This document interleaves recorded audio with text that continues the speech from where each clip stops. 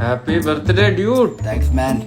ഇവിടെ എന്ത് ചൂടാടാ. ഇവിടെ ചൂട് കുറവല്ലേ, ഇത്ര മരങ്ങളൊക്കെ ഉണ്ടാണ്ട്. നിങ്ങളുടെ അവിടെ അല്ലേ ചൂട്? ഞങ്ങളവിടെ ചൂടുണ്ട്, പക്ഷെ എന്റെ വീട്ടിൽ AC ഉണ്ട്. Whirlpool buddy. ഇതാ പിന്നെ നിന്റെ ഗൂഗിൾ പേയിൽ സ്ക്രാച്ച് കാർഡിൽ ക്യാഷ് ബാക്ക് കിട്ടാറുണ്ടോ? അതിന് എന്റെ കാശില്ലല്ലോ അങ്ങോട്ടയക്കാൻ ഇങ്ങോട്ടയക്കാൻ. ഇന്ന് ഡാഡി എനിക്ക് 1 lakh അയച്ചത്, പക്ഷെ പുള്ളിക്ക് ബെറ്റർ ലൈക്ക് നെക്സ്റ്റ് ടൈം ആയി പോയി.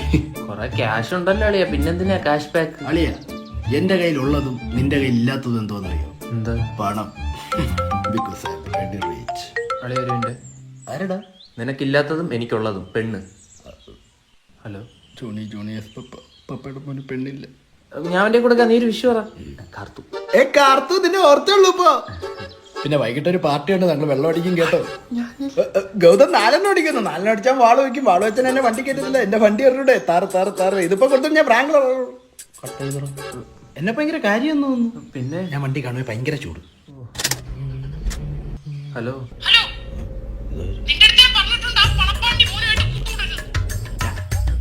ഹലോ, നീ എന്ത് മിണ്ടാതെക്കുന്ന പെണങ്ങാതെ? ഇങ്ങനെ ഉണ്ടാ പെണ്ണുങ്ങൾ എപ്പോഴും ഈ കാറിൽ തന്നെ നിരങ്ങുന്നോണ്ട് നിന്റെ ബ്ലൂടൂത്ത് ഇതിൽ കണക്ട് ആവുമായിരിക്കും അല്ലേ? അയ്യോ കണക്ട് ആയോ? വെറുതെ അല്ലക്കെ.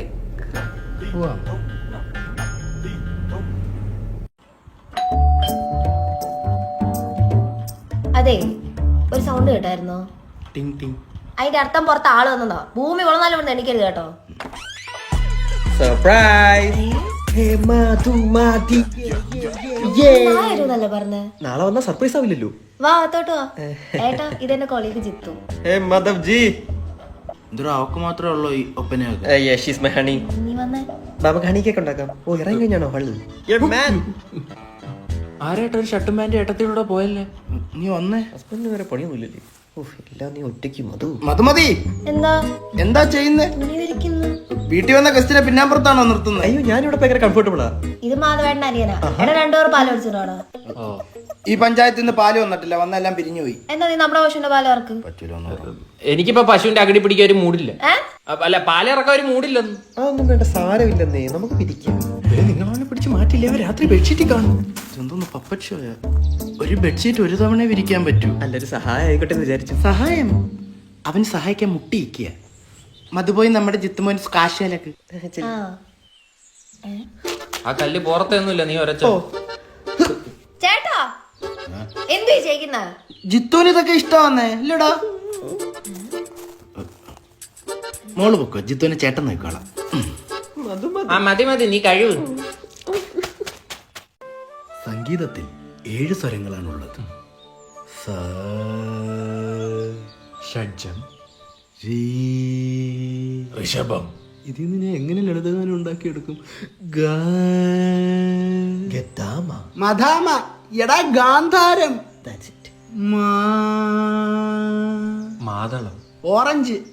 എടാ നീയൊക്കെ ഇവിടെ എത്ര നാളുകൊണ്ട് ഇങ്ങനെ ഇരുന്ന് മൂളുന്നറാ? മാഷ് ബ്രോ കുറച്ച് ബീറ്റുള്ള സോങ്സ് തരാൻ പറ്റുമോ? എങ്ങനെ? ലൈക്ക് മാഷിന്റെ ദേഹത്ത് ലോറി കേറി എങ്ങനെ എടുക്കും ബോഡി, മാഷിന്റെ മോള് ഒളിച്ചോടി കൂടെ ഞാനും ഓടി. നിന്റെ തന്ത ഈ പിച്ചും പേയും മാറ്റി ശുദ്ധ സംഗീതം ഉണ്ടാക്കാൻ വേണ്ടിയിട്ടാണ് ഇവിടെ കൊണ്ടുവന്നിരുത്തിയേക്കുന്നത്. മാഷെ എനിക്കൊരു പുതിയ പാട്ട് വേണം. എന്റെ അവിടെ നിങ്ങളൊരു സംഗീത മാഷല്ലേ? സംഗീത മാഷാന്ന് പറഞ്ഞ കൈ പാട്ട് വേണോ? അങ്ങനെ ബാങ്കിൽ പണി എടുക്കുന്നവന്മാരുടെ എല്ലാവരുടെ കയ്യിൽ കാശ് വേണമല്ലോ. അല്ലേ മാഷ ആദ്യം കമ്പോസ് ചെയ്ത പാട്ടേതാ? അത് ഞാനും ദാമോദർ മാഷും കൂടി ഒരു പ്ലാറ്റ്ഫോമിൽ വേദി പാടിയ ഒരു പാട്ടാണ്. ആ പാട്ട് മതി ഞങ്ങൾക്ക്. അതങ്ങനെ പാടാൻ പറ്റില്ല. മാഷ ആ പാട്ട് പറഞ്ഞു തരുവാണെങ്കിൽ 6 മാസത്തെ ഫീസ് ഞങ്ങൾ ഇപ്പൊ തരും. അങ്ങനെയാണോ? ആ. പ്ലാറ്റ്ഫോം നമ്പർ 1 സി ഗാഡി ആ ഗയാ. എന്താ അത് എട്ടിപ്പിടിച്ചതാ. കെട്ടിപ്പിടിച്ചോ? ആരെ? നിന്റെ തന്തേ. പാട്ട് കേക്കടാ. നോട്ട് ചെയ്യട്ടെ.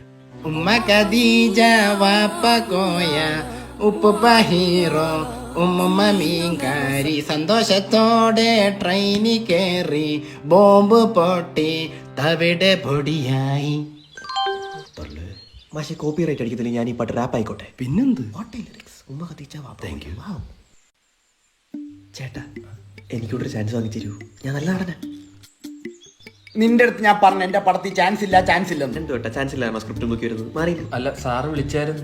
തന്റെ അടുത്തല്ലടോ അവന്റെ അടുത്ത്. സാർ ഈ സ്ക്രിപ്റ്റിനകത്ത് എന്തായാലും എനിക്കൊരു റോൾ ഉണ്ട് സാറേ. സാർ ഒന്ന് കേറി വാ. സാർ നമ്മുടെ കഥാപാത്രത്തിന്റെ പേര് ബൈജു എന്നാണ്. ബൈജു ഞാനേ സങ്കല്പിച്ചോ. സാർ ഈ ബൈജു എന്ന് പറഞ്ഞാൽ ഭയങ്കര കാമായിട്ടുള്ള ഒരു വ്യക്തിയാണ്. എടാ കാമടാ ശാന്തം. അതല്ലായിരുന്നില്ലേ? അനിയെ സർട്ടിഫിക്കറ്റ് ആക്കല്ലേ. അങ്ങനെ ഈ കാമം ബൈജു കാമായിട്ടുള്ള ബൈജുവിന് ഒരു കാമുകയുണ്ട് സാർ. തമന്നെ ഫിക്സേ സമന്തയായാലും തമന്നെ മതി സാറേ. എന്ത് അഡ്ജസ്റ്റ്മെന്റ് നമ്മൾ റെഡിയാണ് കേട്ടോ. എറിഞ്ഞു കുന്നുകളെയും കൊന്നില്ലേ സാറ് പറഞ്ഞു.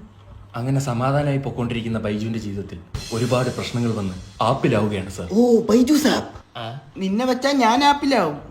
താൻ ബാക്കി തൊല്ലി. അങ്ങനെ നമ്മുടെ ബൈജുവിന്റെ അച്ഛൻ ജവാൻ അടിച്ചടിച്ച് വൃക്ക തകരാറിലാവുകയാണ് സാർ. അങ്ങനെ വൃക്ക കിട്ടാണ്ടായപ്പോ സ്വന്തം കാമുകി പോലും അറിയാതെ അവളുടെ വൃക്ക എടുത്ത് അവൻ അച്ഛനെ കൊടുക്കുകയാണ് സാർ.